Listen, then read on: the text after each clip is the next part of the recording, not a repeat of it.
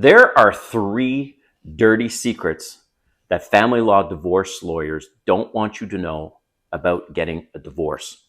And that's what I'm going to cover in this video. And I'm going to spill the beans right now. So stick around so I can talk about this, explain it, because there are layers. First, you can keep the house.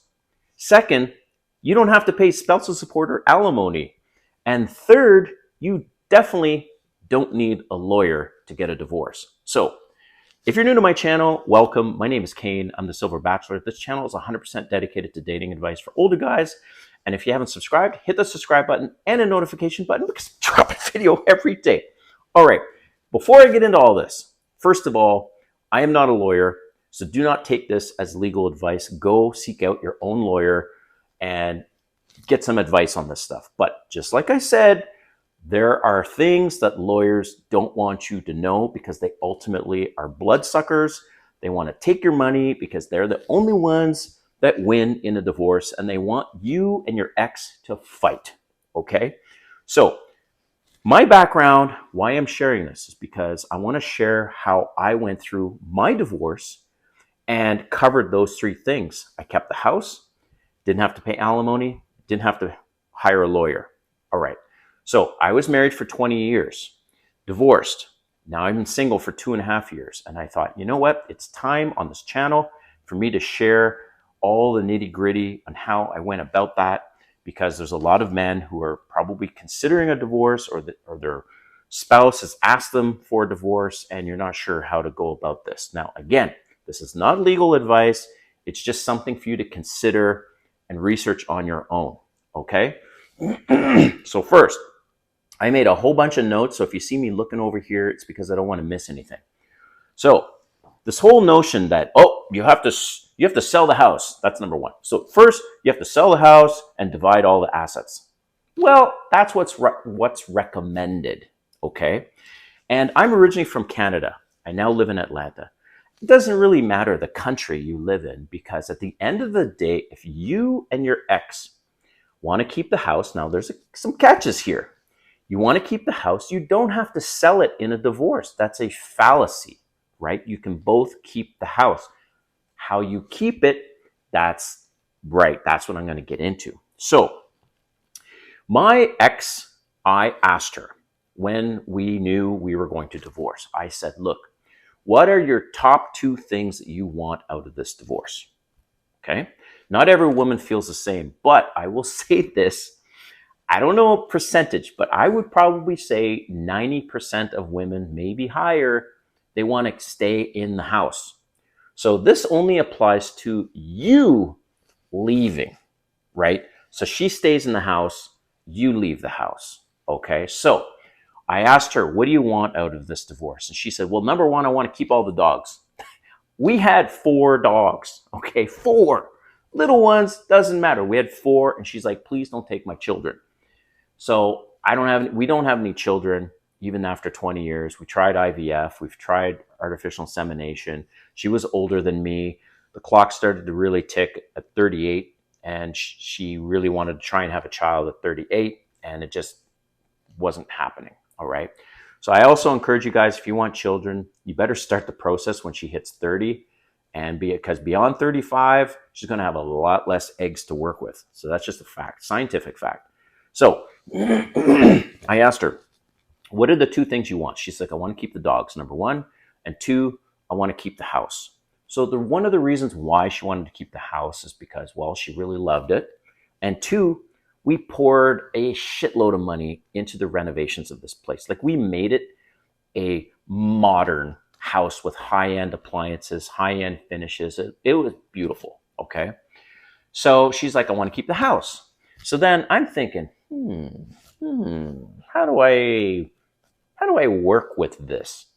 So this comes into the second point, right? So first is you need to agree, all right, the house, we're going to keep the house together, right? She's going to stay in it. I'm going to move out. Excuse me. For whatever reason, my throat's been bothering me today, so don't mean to clear my throat.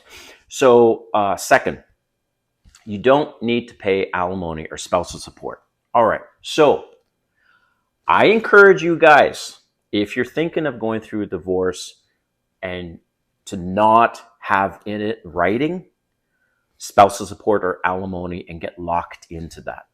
Now, I did hire a lawyer for a 1 hour consultation. And I said, look, I've been married for 20 years. This was my income. I was the primary breadwinner. She always worked. She didn't stay at home raising the kids, blah, blah, blah, because a lawyer will be able to, in 1 hour for $400, it's worth the money, tell you what you're in for. Okay? Flat out. In Canada, it's at least half of year spousal support for every year of marriage. So I was in for, worst case, 10 years of spousal support or alimony.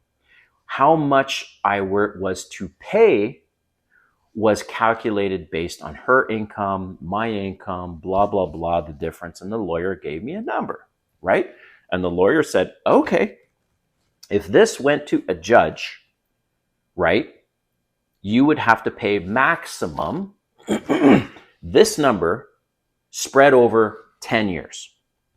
Now I had that number and I'm like, okay, sucks, but for my freedom, I'm willing to pay the price, right? And a lot of you guys are sticking it out in this marriage, the shitty marriage, the sexless marriage, because you don't want to pay the price. And the price is either, a loss of some custody with your children, or you have to pay a financial price. So I was like, well, I don't have children, so it makes it easier. There's this financial price, worst case, I'm going to pay it. So I'm like, all right, so I had a number and I knew for how long, right? So then I'm like, okay, well, here's the thing about spousal support or alimony. The person that's receiving the spousal support or alimony has to pay tax on that income. So no woman likes that. They're like, damn it, it's a taxable benefit. So they benefit from the spousal support, but they have to pay tax on it. Even in America, I'm sure. So Canada, for sure, you have to pay tax on that income. The thing with you guys, right? You don't want to have that on paper, spousal support or alimony. You know why? As your agreement of your separation agreement before your divorce or your divorce agreement. You know why? Because they can come after your fucking ass. They can come after your ass either in your home country or any of the partnering countries that have partnered. Like, let's say you're from the United States, you're from Canada, they're a partner country. There's many, many countries that are partners that go, wait a minute, nope, no man can run from spousal support or child support. Okay, so this is what happens. If you decide to be one of those deadbeat dads and not pay spousal support or alimony, I'm interchanging the terms because in Canada we call it spousal support. I know in the United States it's alimony, but same thing. If you decide to be a deadbeat dad, not pay it, guess what? They can garnish your wages. Right. That's how bad it is. So you need to do everything possible to not have a spousal support alimony agreement in your final divorce papers or your separation papers. So a way around that is the house. So this is what I'm getting to. Okay. So the house, you can say, look, the house has this much equity or whatever. Maybe it's you're breaking even on the, like in my case, we didn't have that much equity at the time.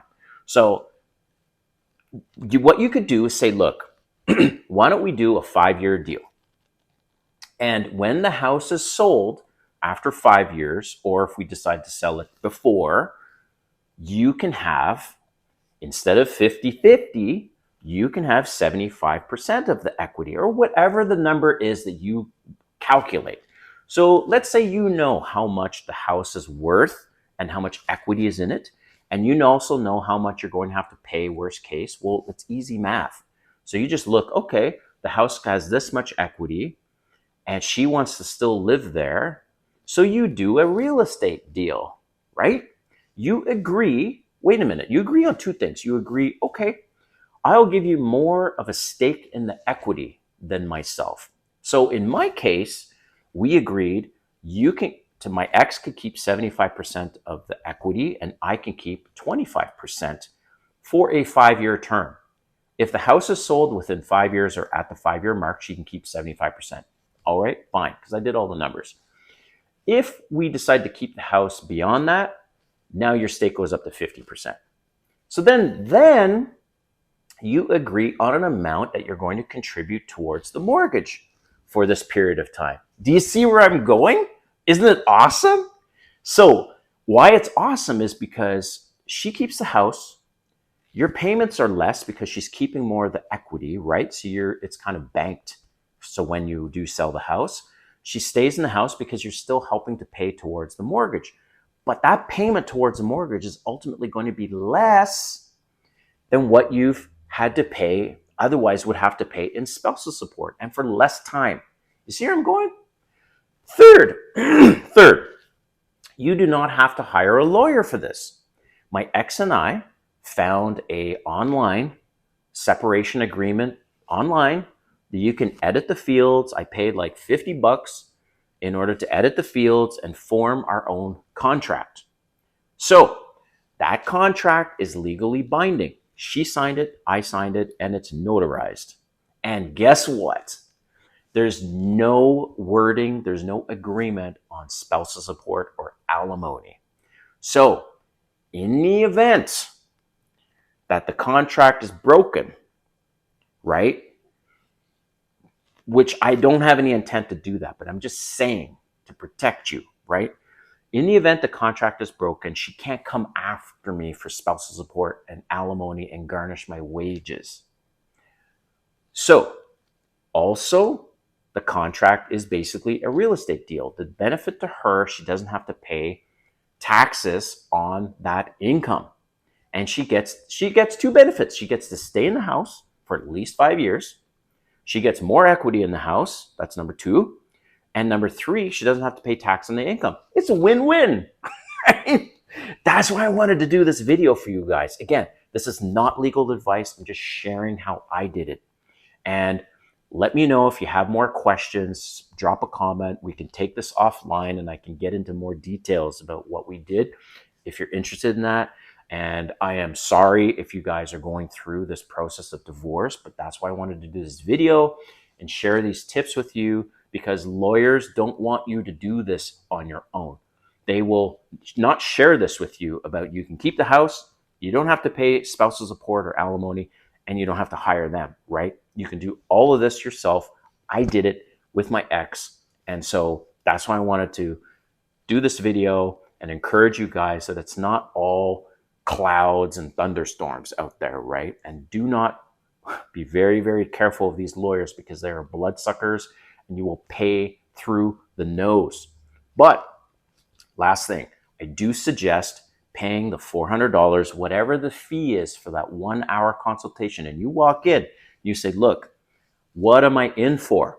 How much is it going to cost and for how long? They got a program. They can calculate it all. Boom, boom, boom, boom. And they'll go, okay, worst case, you see a judge, this is what you're in for. And then you base your calculations on the mortgage, how much you pay towards the mortgage, and all this, how much equity she gets in the house based on that number that you got from the lawyer. So hope you like this. Let me know in the comments if you want me to do more videos on this topic. But most importantly, share your situation. And if I can offer any guidance, happy to do that. And again, I know I keep repeating myself, but this is not legal advice. You need to seek out your own advice.